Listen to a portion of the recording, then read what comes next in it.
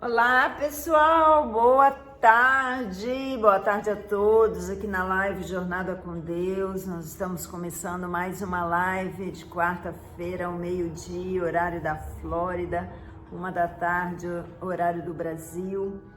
Eu quero agradecer a Deus pela tua vida, você que está entrando, você que está aí com a rádio da casa, né, que já está conectado, Cláudia, Fábio, quero mandar meu beijo especial também para Solange, para Lili, para Dona Dirce, essa família que é uma bênção na minha vida e eles que me ampararam, né, me hospedaram com tanto carinho, com a mesa cheia, uma mesa deliciosa. Eu louvo a Deus pela vida de vocês, viu, queridos? Família, né? A família de Deus é muito legal, né, gente? A gente vai conhecendo pelo mundo afora e vai amando e vai fazendo parte da sua história. Dali a pouco já são uma família maior do que a família, né, de sangue, e às vezes até mais importante, porque são as que estão presentes.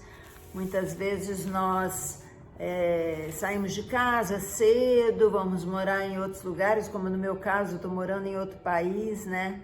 E a família que Deus preparou aqui para mim é a família que está presente na minha vida, né? E assim é na vida de todos nós, né? Assim como também meus filhos que estão saindo de casa e encontram pessoas ali no caminhar deles e vai fazendo a família deles, né? Então, amigos são famílias que Deus escolhe para nós, né? E os parentes, os irmãos, primos são a família de sangue, né? Que a gente tem. E esses amigos você, na verdade, pode até escolher. Você pode falar, não quero andar com ele, ou esse aí é legal de andar porque ele me traz coisas boas. Às vezes um amigo é mais amigo da onça do que um verdadeiro amigo, né? E é uma pena isso, porque nós é que temos que ter o discernimento para sabermos o que é melhor para nós, né?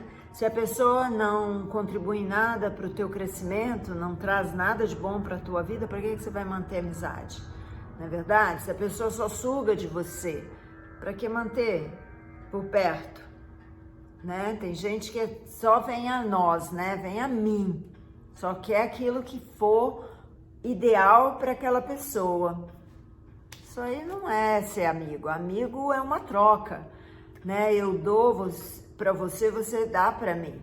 É uma troca de valores, de favores, de tempo, né? Quantas vezes aí você tá sozinho, ou tá passando por uma situação de necessidade, você precisa de um amigo, você liga e o amigo não tá presente. O amigo não pode te ajudar. Não é difícil? Tem até uma história aí que eu vi outro dia, né, na internet. Esse rapaz ia mudar, né? Aí ele tava lá no meio das caixas, uma confusão na casa dele. Aí ele liga, fulano, eu tô mudando aqui, você não pode vir me ajudar a carregar umas caixas? O cara falou, puxa vida, acabei de sair de casa, tô indo trabalhar. Tá bom, não tem problema, liga pro outro, ô fulano, tô mudando aqui, tem umas caixas para carregar, tá muito pesado, você não pode vir aqui me ajudar? Cara, eu tô com uma dor nas costas hoje, tô super doente, tô até com medo de passar isso para alguém. E pro outro, e pro outro, e pro outro. No fim foi uma pessoa da rua que não conhecia ele, que viu ele carregando as caixas sozinho e foi lá e ajudou. Então, que tipo de amigos que nós estamos cercados na nossa vida? O rei Davi, ele teve um amigo que a palavra de Deus fala que era mais que um irmão. Foi Jonatas, o filho do rei Saul, o filho do rei que odiava Davi. Mas Jonatas se aperfeiçoou, eles tinham uma amizade tão forte, tão irmão mesmo, foi lindo, porque os irmãos de Davi eram bem mais velhos que Davi, né? Os irmãos de Davi não era alguém que Davi podia contar. Primos, estava tudo no exército.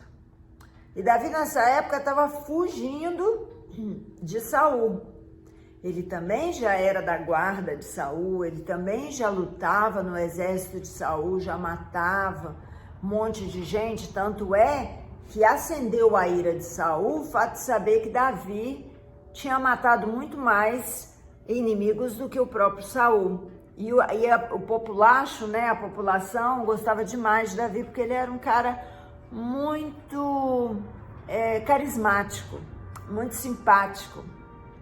Então chamavam ele na rua, cantavam para ele. Saul matou 1000, Davi matou milhares. Então, queridos, aquilo foi levantando a ira de Saul. E ele passou a odiar, porque Saul, ele tinha problemas, ele tinha espíritos malignos que atuavam nele. Tanto é que Davi foi chamado no início para tocar harpa para ele acalmar. Bom, o filho de Saul não via Davi como Saul via, porque ele não era doente, ele era um cara normal. E ele fez amizade com Davi. E, queridos, a gente percebe aqui que amizades nascem em tempos de crise, né? A Bíblia nos diz em Provérbios que a verdadeira amizade na longa ausência se prova. Quando você fica longe de um amigo por alguns anos, mas esse relacionamento não quebra, isso é uma verdadeira amizade. Ou quando você está passando por um problema, uma necessidade, e você encontra alguém que te ajuda, ali nasce uma amizade muito linda. No caso de Davi e Jonatas, essa amizade foi uma amizade muito pura, muito verdadeira, a ponto de Jonatas ajudar o rei Davi, né? Na época ele não era rei ainda, mas ajudar Davi a fugir do pai dele. E o pai falava para ele, se você não matar Davi, ele vai tomar seu reino. Então, a amizade de Jonatas estava acima dos interesses pessoais de Jonatas. Ele não tinha interesse, não era mais importante para ele assentar no trono. Tanto é que ele fala para Davi, eu sei que você será o rei e eu serei o segundo no seu reinado. E ele estava ele estava bem para ser o segundo. Sabe, o que eu vejo muitas vezes é que nós, às vezes, quando um amigo se desponta mais, gera um ciúme, por que não eu? Por que aquela pessoa está se despontando mais? Então, hoje nós vamos falar um pouco sobre a amizade, como eu iniciei aqui, mas eu quero falar para você de algo que gera em nós os sentimentos. Ou eles são bons, ou eles são ruins. Eu quero falar para você hoje aquilo que gera dentro de nós expectativas. Porque existem duas coisas na vida que nós precisamos entender. Expectativa versus realidade. Muitas vezes nós entramos num relacionamento afetivo com expectativas. Você sonha com um príncipe encantado e esse cara tá mais para sapo do que para príncipe. Ainda vai ter que trabalhar muito. Meu marido foi assim. Ele era um príncipe, estava todo lameado. Eu costumava dizer que ele era o meu sapo, né? Precisei beijar ele, como a história conta, mas eu precisei trabalhar. Ele precisou de muita lapidação, porque ele veio das drogas, ele veio do mundo totalmente diferente do meu. E eu creio que Deus me colocou na vida dele para que ele frutificasse, para que ele pudesse ter deixado um legado como ele deixou, né? Porque a vida dele, ele tá para morrer qualquer hora. Deus conhece o coração de cada um de nós, amém? Mas quando eu comecei meu relacionamento com ele, eu tinha uma expectativa. A minha expectativa era que ele ia mudar, que eu ia conseguir transformar ele. E foi duro, porque a realidade das coisas não era aquilo que eu via. Eu via com olhos muito ingênuos, eu via com olhos muito assim infantis. E uma pessoa não muda só porque ela está apaixonada ou só porque ela decidiu ali naquele momento, fez uma promessa e vou mudar. Tem um trabalho grande de Deus na vida daquela pessoa e Deus nos usa. Então, nestes relacionamentos que nós nos envolvemos, né, a gente precisa entrar nesses relacionamentos com uma expectativa mais real, entendeu? É claro que nós não podemos entrar somente com a realidade, porque nós nem conhecemos a realidade, né? E eu estou falando aqui se você está se envolvendo com alguém. Pode ser emocional, como também, né? Pode ser um negócio, você está fazendo um negócio com alguém, ou pode ser até mesmo uma nova igreja que você está se envolvendo. Amizades, uma vizinha nova, um vizinho novo que você conheceu, um colega de trabalho, do novo trabalho, ou ele é novo no seu trabalho, que você conheceu, ou um colega de escola. Então, tudo isso a gente precisa trazer uma certa dose de realidade, porque ninguém é perfeito, queridos. Ninguém é perfeito, nem nós. Mas quando a gente só entra com expectativa, nós vamos ser frustrados, porque nós estamos colocando naquela pessoa a perfeição que nem existe, que pertence a Deus. Quando casamos pensando que aquela pessoa vai mudar a nossa vida, vai nos ajudar, vai, né, coloca essa pessoa no centro, no trono, o que acontece ali? Daqui a pouco as decepções chegam e aquela pessoa passa a ser a pior pessoa da face da terra. Por isso tem muito divórcio. E divórcios com inimizades, né? Com ódio. O amor virou ódio e é uma linha muito tênue entre o amor e o ódio. Então, nesse aspecto, né, da realidade e da expectativa, nós precisamos entender o que vai por trás disso. Por que será que nós somos tão inocentes que a gente leva na cara e dali a pouco está se entregando de novo, está confiando de novo, está fazendo negócios de novo com aquela pessoa? Ou com uma outra pessoa, né? Uma outra pessoa, mas que está confiando tudo de novo. E infelizmente também, por causa da cultura cristã, evangélica, a gente acha que porque a gente é crente, a gente tem que confiar em todo mundo. E que você tem que ser bonzinho e sempre falar sim. E nessa trajetória de vida minha aqui na América, eu aprendi que a palavrinha não também é resposta. Ela é igualzinho sim, só que ela é não. Então, quando eu me libertei dessa necessidade de falar sim para as pessoas o tempo inteiro, porque eu ficava preocupada, essa pessoa não vai me aceitar, eu não vou ser aceita na roda aí dos amigos, se eu falar não agora ela nunca mais vai me chamar, é insegurança de ficar sozinho. Quando eu me libertei disso, o primeiro não que eu falei foi super difícil. Nossa, eu fiquei mal, chorei, falei, ai meu Deus, eu deveria ter falado sim. Porque a gente está tão acostumado, tão condicionado a falar sim.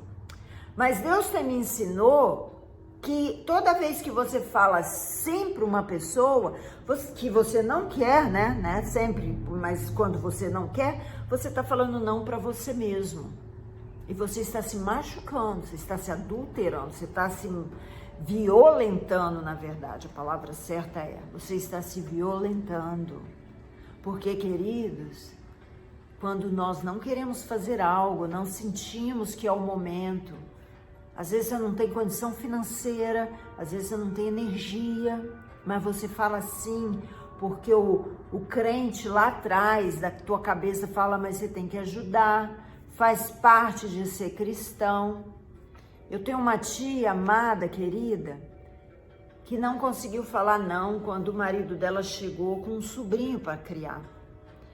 E trouxe esse menino para dentro de casa, um menino estranho a ela, que ela não conhecia, porque era uma família muito distante do marido. Eu acho que era irmã do esposo, mas ele mesmo não tinha contato com a família. E esse menino era um adolescente, quer dizer, ele não era uma criança, ele já tinha sido educado, tudo que ele conhecia já estava ali arraigado nele. E ela tinha 2 filhas. E ela sofreu muito, por quê? Porque ela não soube falar não, ela não soube se posicionar. E ele jogou, né? Ele jogou essa carta do mas você não é crente? Porque ele não era na época. E ele falou, mas você não é crente? Você não vive falando que a gente tem que ajudar o próximo? Né? E ela viveu anos infeliz, triste, porque trouxe muito problema. Então, em todas as áreas da nossa vida, preste atenção, em todas as áreas da nossa vida, nós precisamos saber quando é hora de falar sim, quando é hora de falar não. Ainda que doa no outro, ainda que você fique, sabe, o cara fique com raiva, a menina fique com raiva, mas você vai falar, olha, não é o meu momento agora. Não, eu não posso te ajudar nesse momento. Quantas pessoas ficam endividadas porque não sabem dizer não quando alguém pede dinheiro? Tá trabalhando, tá dando duro, tá se esforçando para o sustento próprio dela, mas um irmão que já acostumou a pegar dinheiro com você, um parente, um amigo, chega e fala, tô desesperado, e você entra no desespero da pessoa. Então isso é uma outra coisa que eu preciso falar para você hoje. Não resolva as tuas coisas com o teu sentimento. Guarde o seu coração, porque é do coração que procedem as fontes de vida. É aonde que vai sair vida e morte. Enganoso é o coração, mais que desesperadamente corrupto. Não tem como controlar. Então, o coração da gente vai fazer a gente cair. Esse negócio de resolver as coisas na raiva é horrível, porque depois, pum, você se deu mal. Ou você brigou, terminou um relacionamento que ainda não era a hora de terminar, ou você comprou alguma coisa que não era para você comprar. Fazer compra, né? Os entendidos falam isso, fazer compra no supermercado com fome. Fazer compra na internet com raiva, com tristeza, com ansiedade, o seu cartão de crédito manda a conta depois, né? É errado. Nós não podemos ser conduzidos pelas nossas emoções. Nós precisamos guardar o nosso coração. Até porque, queridos, porque às vezes a gente recebe tanto não nessa vida, que se você não guardar seu coração, você acaba se sentindo muito mal e querendo desistir do que você está fazendo. Então, nesta tarde, eu quero falar para você o versículo que se encontra em Filipenses. Filipenses foi uma carta que o apóstolo Paulo escreveu para o pessoal de Filipos, né, que era uma cidade. E Paulo estava preso. Foi entre 61 a 63 depois de Cristo, mais ou menos 30 anos depois que Jesus partiu. Essa carta foi levada até a igreja por Epafrodito, que era um ajudante de Paulo, foi quem levava e trazia a correspondência. E o tema da carta de Filipenses é uma carta curta, tem 4 capítulos, vale a pena ler, mas o tema é um tema muito propício para o momento que estamos vivendo. Fala sobre a alegria de viver no Senhor E o objetivo desta carta é fortalecer a igreja, mesmo diante de adversidades que Paulo estava enfrentando, certo? Porque ele estava na cadeia, o povo estava livre, mas ele estava na cadeia. O povo estava livre, mas o povo estava sendo perseguido, porque a igreja apostólica do primeiro século foi a igreja que mais foi perseguida, tá?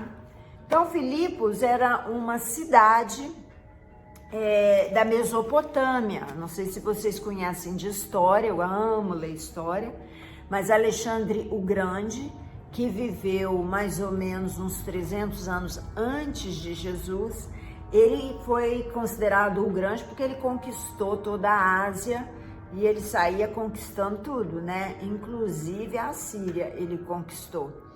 E ele veio da Mesopotâmia, ele era um descendente aí da Mesopotâmia. E a Mesopotâmia, ela não era Grécia na época, ela ficava no norte da Grécia, tá bom? E a época, né, ela era, na época do Paulo, era conhecida como lugar aonde os soldados romanos aposentados iam morar. Então era como assim, uma cidade pacata, uma cidade linda, por exemplo, onde eu moro em Boca Raton. Se você Google aí, você vai ver que Boca Raton, ela tem mar e ela é uma cidade mais para aposentados do que, né? Agora tem várias faculdades, mas antigamente eram só os aposentados que vinham para cá. Por ser muito sossegada, então aqueles homens e mulheres lá do norte, né?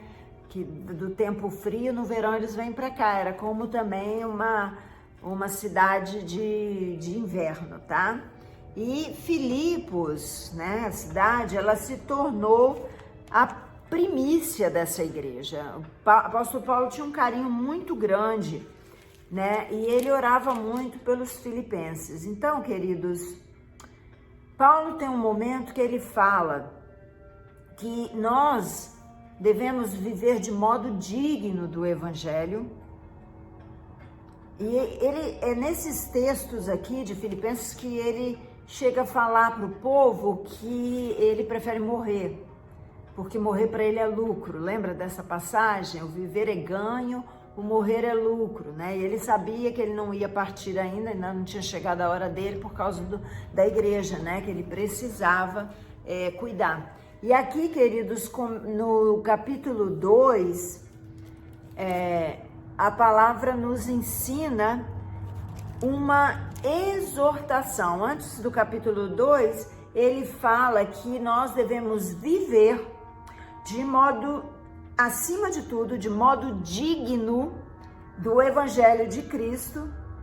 Amém? Então, quando nós estamos tomando atitudes nas nossas vidas, nós estamos o quê? Mostrando essa atitude de servo de Deus.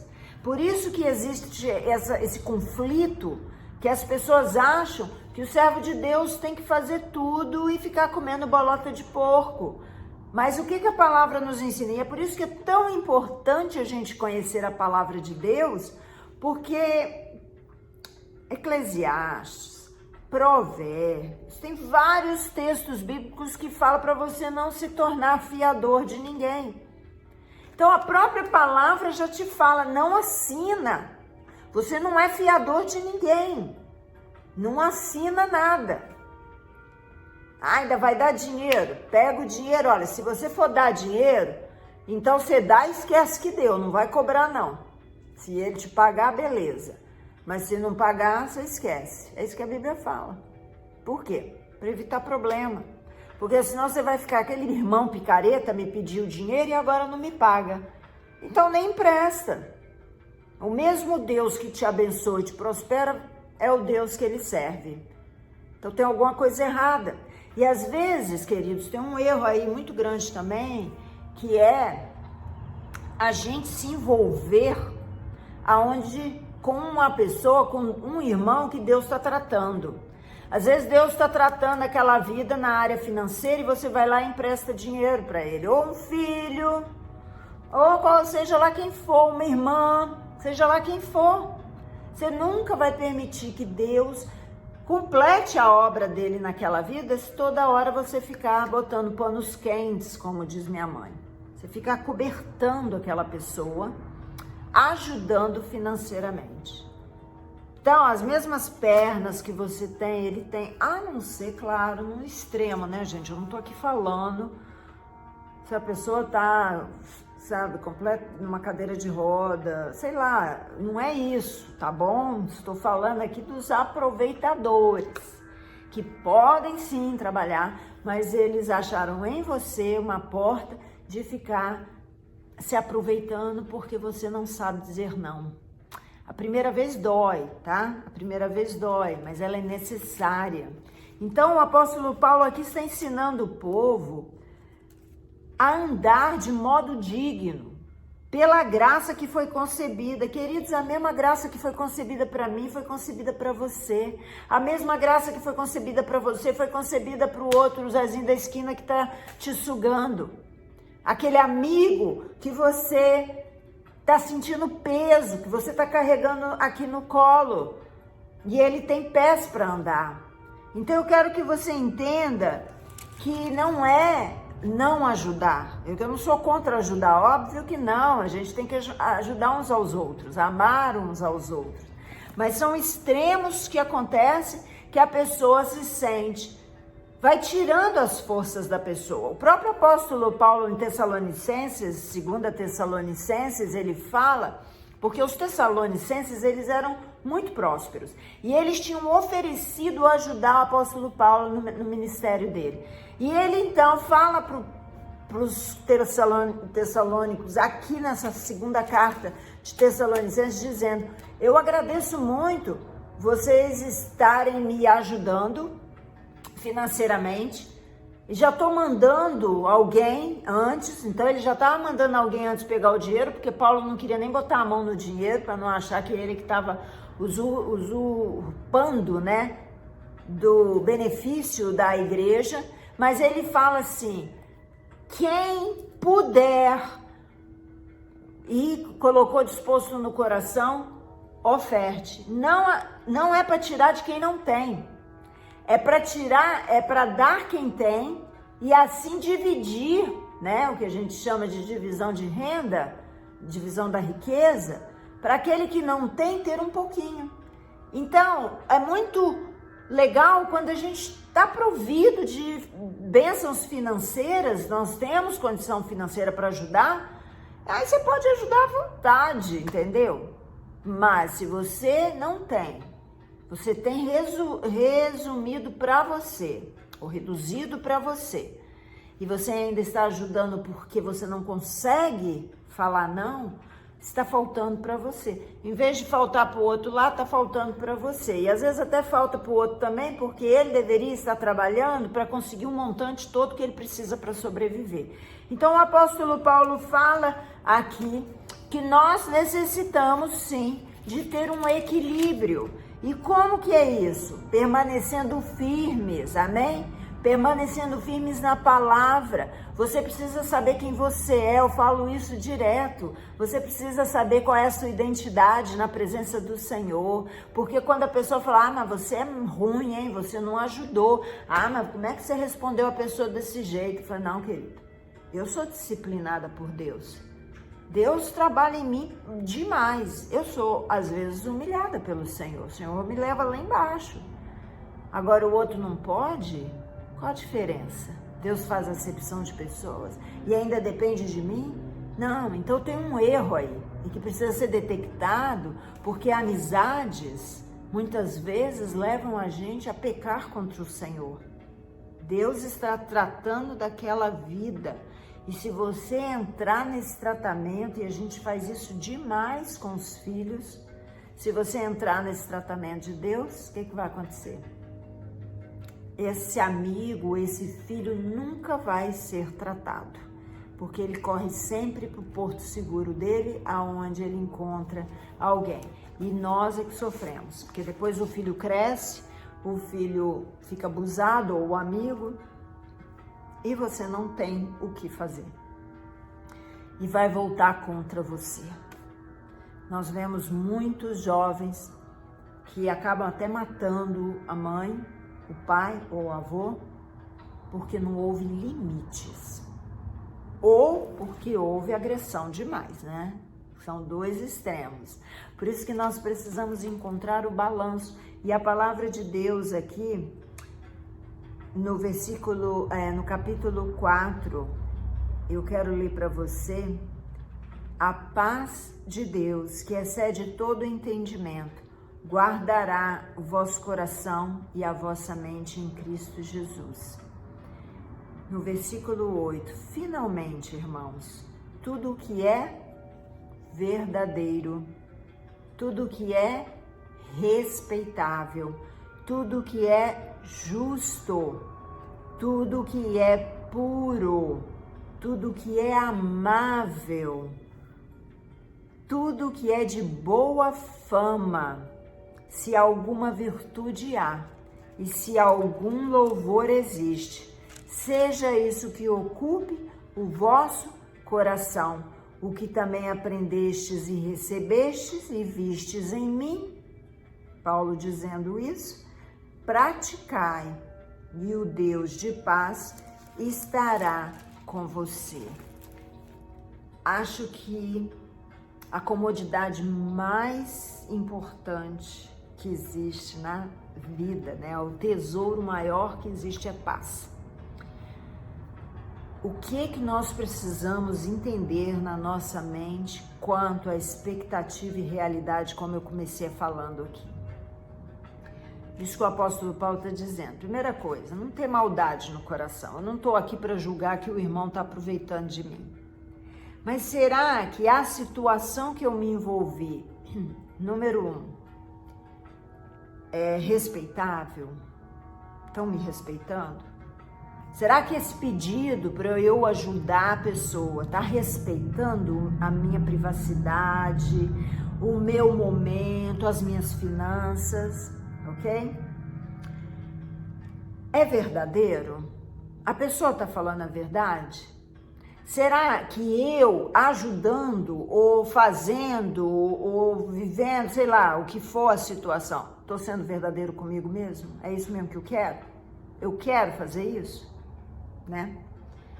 É puro, porque se houver mentira não é puro, certo? É amável?